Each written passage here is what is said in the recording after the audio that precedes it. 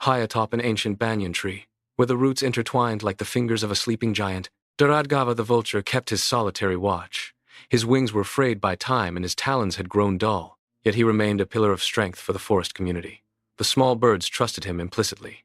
Every morning, they brought him sweet berries and sun-ripened seeds, leaving their fragile chicks under his watchful eye while they hunted. Duradgava accepted their offerings with a solemn nod, his ancient eyes scanning the green canopy with practiced care. In this sanctuary of leaves, the old vulture found a purpose in his twilight years, guarding the future of the forest. One afternoon, the silence was broken. A gray cat named Durgakarna approached the base of the tree. She did not stalk. Instead, she folded her paws and looked up with eyes that seemed full of sorrow. "Respected vulture," she called out, her voice a soft purr of humility. "I have abandoned my predatory ways. I survive now on roots and prayer. Please, let me live in the hollow of this tree to find my own peace." Duradgava ruffled his feathers, his beak clicking in deep-seated suspicion.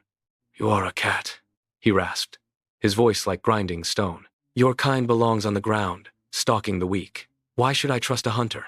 Durgakarna bowed her head lower. "Judge me by my actions, not my nature," she pleaded. "I seek only a quiet corner to repent." Moved by her seemingly gentle spirit, Duradgava allowed her to climb. It was a fatal mistake. The next morning, as the parent birds flew toward the horizon, the cat's true nature emerged.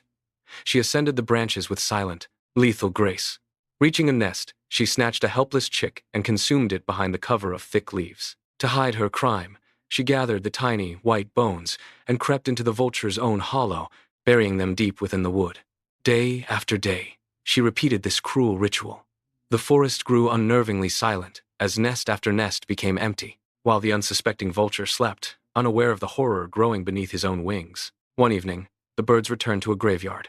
Their songs turned to shrieks of agony as they found their young gone. They searched every branch of the banyan tree until they pulled back the bark of the vulture's hollow. There, the evidence lay.